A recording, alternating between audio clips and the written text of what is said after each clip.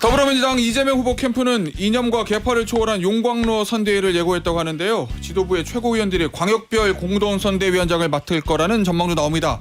자, 그 가운데 한 분입니다. 한준호 더불어민주당 최고위원과 민주당 이야기 좀 나눠보도록 하겠습니다. 의원님 안녕하세요. 네, 반갑습니다. 의원님, 네. 대통합 선대위, 용광로 선대위 뭐 이런 얘기들 많이 나오더라고요. 아직 그렇게 본격적으로 불러주시는 것 같습니다. 예, 네. 본격적으로 구성은 안 됐는데 이 좀 내부적으로 좀 더 정리된 내용이 좀 있습니까? 선대위 구성과 관련해서? 선대위 구성을 이제 내부적으로 디테일하게 바라보실 필요는 없는 것 같고요. 예. 저희는 이제 이 조기 대선과 관련해 선대위의 방향성에 대해서 예. 통합과 아하. 헌정 질서를 회복하는 데 집중을 하기 위해서 예. 이 두 가지 메시지를 가지고 선대위를 구성을 하고 있습니다. 컨셉 자체가 통합과 네. 저 헌정 질서 헌정- 네, 회복. 어떻게 보면 약간 양립이 안 되는 것 같기도 하고 왜냐하면 헌정 질서 회복하면은 이제 네. 민주당에서 많이 하게 내란 종식 이런 부분이잖아요. 그러니까 윤석열 정권에서 자행했던 일들이 예. 정확하게 본다면 국민들을 분열시키고 헌정 예. 질서를 무너뜨리지 않았습니까? 이 두 가지를 지금 세우는 것이 가장 중요한 문제이고 예. 선대위에서도 이 부분에 대한 메시지를 계속 내면서 이와 관련된 분들도 저희가 뭐 영입도 하고 예. 그리고 선대위를 통해서 저희가 대선 승리를 해낼 때도 예. 국민들께 우리가 가고자 하는 방향이 결국 국민들의 통합과 예. 그리고 이 무너진 헌정 질서를 다시 세우는 것이다라는 거를 좀 강조하고 싶은 것이죠. 알겠습니다. 네. 이 박용진 전 의원에게 선대위 참여를 요청했다. 이 제안이 좀 눈에 띄던데 네. 어떤 이게 확정된 겁니까? 박용진 전 의원의 참여 문제? 지금 박용진 의원과는 많은 소통을 하고 있는 걸로 알고 있고요. 예. 본인도 직접 선대위의 어떤 위원장 이런 걸로 참여하는 것도 괜찮지만 예. 지역을 곳곳을 좀 누비고 싶다라는 의사를 타진한 걸로 알고 있습니다. 예. 이게 지금 통합선대위, 용광로 선대위 이렇게 얘기하잖아요. 네. 의원님. 이 통합의 범위가 이제 어디까지예요? 예를 들면 민주당 내에서도 뭐 친명 비명 얘기 있었으니까. 정확히 말씀드렸지만 예. 이 무너진 헌정 질서, 그러니까 예. 헌정 질서를 무너뜨린 세력들의 반에 서 있는 예. 그렇기 때문에 보수의 영역에서도 예. 충분히 저희하고 함께 할 수 있는 것이고 어허. 이 헌정 질서를 다시 되찾기 위한 이 흐름에 예. 동조할 수 있는 모든 사람들은 통합의 범위에 들어오는 것이겠죠. 그러면은 예를 들면 보수 진영에서도 네. 뭐 비상계엄에 찬성하거나 뭐 탄핵에 반대하거나 그런 분들을 빼놓고 나머지는 다 통합과 영입의 대상이 된다 이런 이 말씀을 이해해도 그렇죠. 될까요? 이 대한민국 정상화를 위해서 가장 중요한 것은 예. 지금 너무 이제 양극화로 가 있는 예. 정치로 인해 양극화로 가 있는 국민들의 통합도 굉장히 중요하고 결국에 국가는 헌법을 가지고 운영이 되는 것인데 예. 뭐 친위 구테타를 일으킨 전직 대통령이 있는 것이고 이로 인해서 무너진 헌정 질서는 저희가 반드시 다시 세워야 되는 것 아니겠습니까? 그래서 네. 여기에 동참할 수 있는 모든 사람들은 함께 할 수 있다라는 생각입니다. 그러면 의원님 네. 지금 김상욱 의원 얘기 많이 나오잖아요. 김상욱 의원이요. 네. 국민의힘 의원들 중에서 그래도 비상계엄과 가장 세게 반대하고 네네. 탄핵에 가장 세게 찬성했던 네. 의원인데 지금 영입 얘기 나오거든요. 본인은 지금 최근 언론 보도 보니까 아직은 민주당에서 공식 제안 받은 바가 없고 국민의힘 탈당을 현재 고려할 단계 아니다. 뭐 이렇게 얘기는 했는데 네네. 계속 영입 얘기는 나와요. 뭐 그분의 말씀이 맞을 겁니다. 아직까지 저희가 공식적으로 영입 제안을 드렸다는 얘기를 저도 들어본 적은 없고요. 예. 다만 이제 본인의 의지가 제일 중요한 문제 아니겠습니까? 말씀드린 대로 지금 무너진 헌정 질서를 다시 바로 세우기 위해서 동참을 하실 수 있다라고 저희에게 의사타진이 온다면 뭐 언제든지 함께 할 수 있습니다. 알겠습니다. 언제든지 받아들일 수 있다. 이런 말씀이신데 이 얼마 전에 이제 정규재 전 주필하고 네. 저 조갑재 대표 만났을 때 네네. 뭐 이재명 대표가 직접 했는지는 이 두 사람의 입을 통해서 전해진 거지만 네네.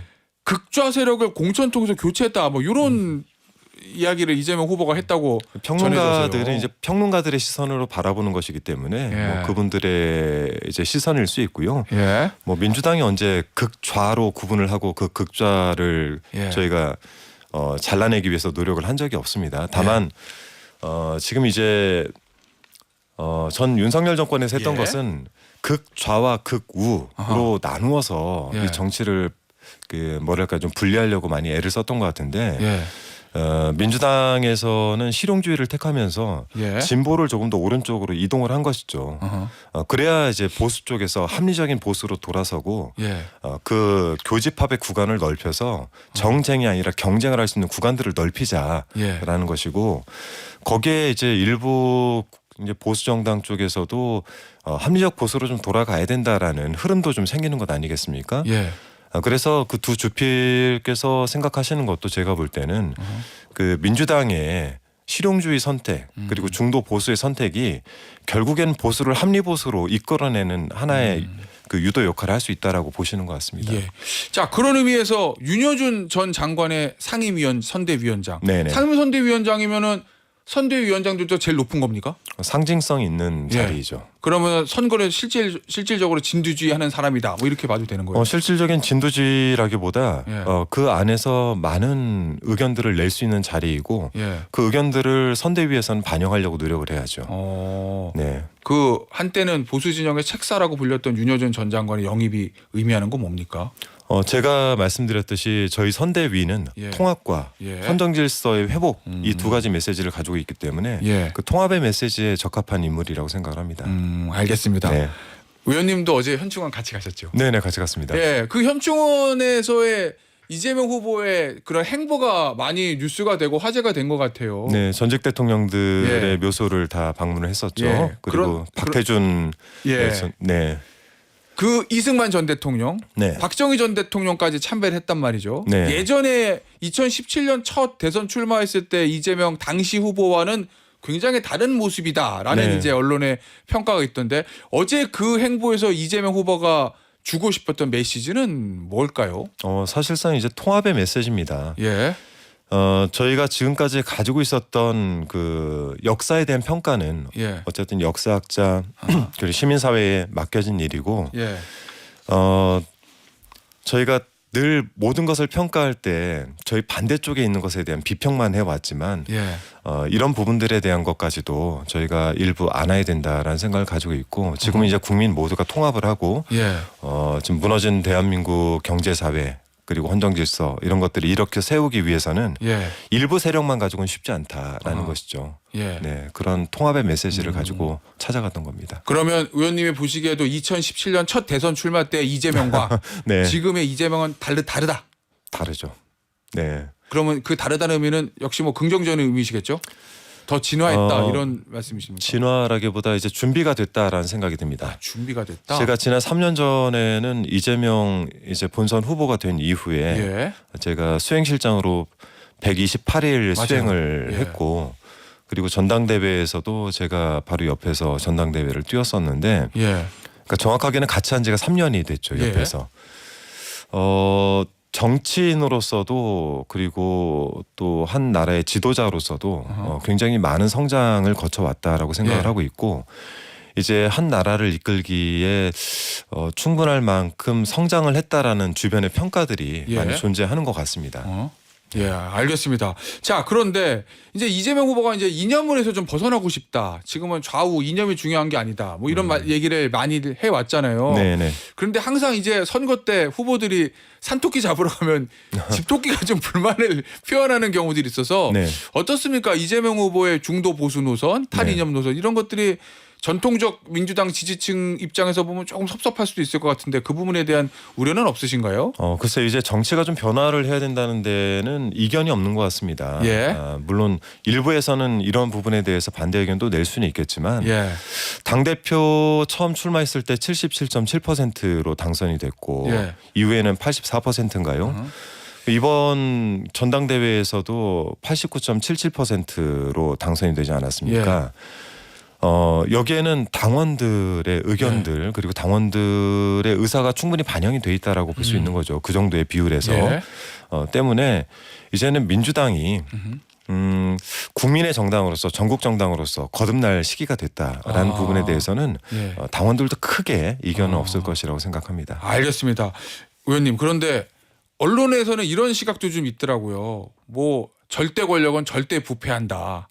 근데 이재명 후보가 지금 당도 완벽하게 장악, 국회도 170석, 법약가로만 180석, 그다음에 행정권도 장악.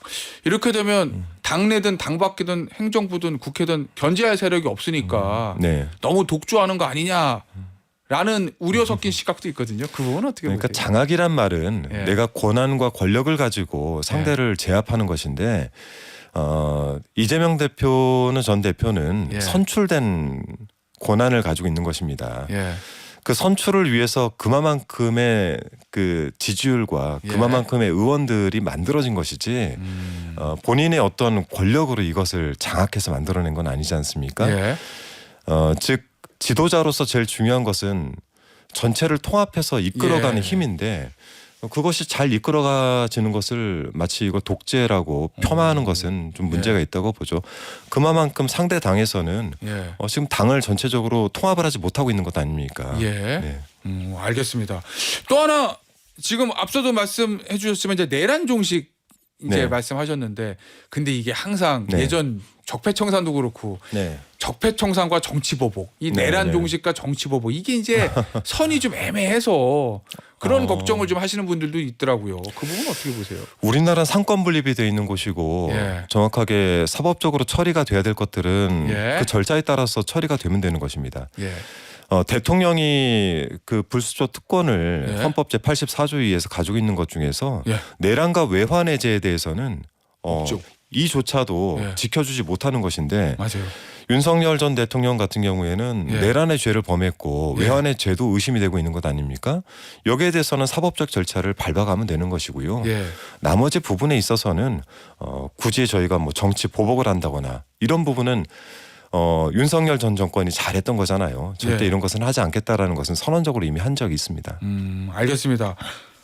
의원님 보시기에도 한덕수 권한대행 출마할 거로 보시나요? 지금 상태에서는 출마가 거의 기정사실화되어 있는 것 아니겠습니까? 자 그러면 최종 이 구여권 네. 구여권 지정에서 최종 후보로 한덕수 권한대행이 올라올 거로 보십니까? 아니면은 지금 국민의힘에 경선 뛰고 있는 후보들이 올라올 거로 보십니까? 저는 이런 질문을 지금 받고 있는 것 자체가 예. 국민의힘 의원이었다고 한다면 굉장히 창피했을 것 같아요. 예.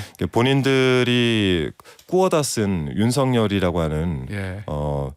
정치 검찰을 통해서 예. 이 파면에까지 이르렀는데 그 파면에 이르는데 동조를 했던 그 총리를 데려다가 다시 또 우리가 대선 후보로 내세워서 권력을 갖고 싶다? 예. 근데 저는 그 자체가 좀 굉장히 창피한 일인데 그럼에도 예. 불구하고 한덕수 총리를 지금 뭐 그들 말로 모셔와서 단일화를 시도한다면은 그동안 출마했던 8명의 대권 후보들은 어떻게 되는 것이겠습니까? 예. 저는 쉽지 않은 일이라고 생각을 합니다. 만약에 한덕수 권한대행이 최종 후보가 되면 걱정된답니까? 아니면 땡큐답니까?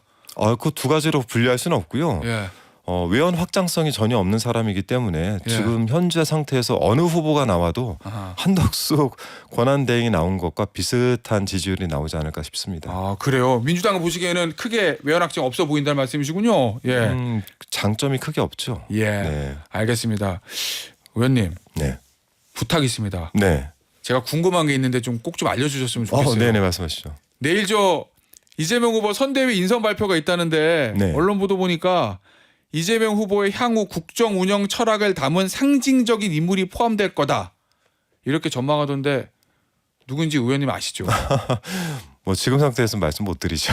혹시 이름은 말씀 못 해주시겠지만 네. 힌트라도 주실 수 없나요? 제가 힌트는 계속 드리고 있습니다. 저희가 예. 이 선대위 자체는 통합과 예. 헌정질서 회복에 방점을 찍고 있다. 예. 그래서 뭐 그러한 오. 분이 되지 않을까 싶습니다. 그러면은 보수 진영에서 활동하고 있는데 비상계엄에 대해서 굉장히 비판적인 시각을 가지고 계신 분이라고 이해하면 맞습니까? 제가 너무 힌트를 많이 드릴 수는 없고요. 예. 뭐 내일 좀 집중해서 봐주시고 예. 네, 내일 선대위 구성 발표를 할 때 예. 좀 많은 관심 부탁드리겠습니다. 의원님 제가 방향은 맞게 잡은 게 맞죠? 아니 뭐 그거는 이제 내일 봐야죠. 예. 네, 알겠습니다. 자 마지막 질문 될 것 같은데요. 네, 국민의힘에서는 반명 빅텐트 친다고 얘기하잖아요. 보니까 뭐 저 한덕수 권한대행뿐만 아니라 뭐 이낙연 전 총리 얘기도 나오고 뭐 정대철 헌정회장 얘기도 나오고 뭐 본인들의 의사는 제가 정확히 모르겠습니다만 네. 어떻게 보십니까? 그 반명 빅텐트라는 거. 그러니까 지금 이 조기 대선이 왜 치러지는지 잊어버리신 것 같아요. 예. 이 조기 대선은 헌정 질서를 무너뜨린 그 내란 속의 윤석열 전 대통령으로 인해서 치러지는 선거입니다. 거기에 대해서 일말의 반성도 없는 그런 정당이 지금 이 정당이 대선에 뛰어들 수 있는 자격이 있는 것인가에 대해서 먼저 좀 반성을 해야 될 것 같고요. 반 이재명이라고 하는데 그렇게 해서 얻을 수 있는 또 국민들에게 줄 수 있는 것이 무엇인지 저는 깊이 성찰을 해보시기를 권고드리고 싶습니다. 알겠습니다. 의원님 오늘 인터뷰는 여기서 마무리하도록 하겠습니다. 지금까지 더불어민주당 한준호 최고위원이었습니다. 의원님 감사합니다. 네, 고맙습니다.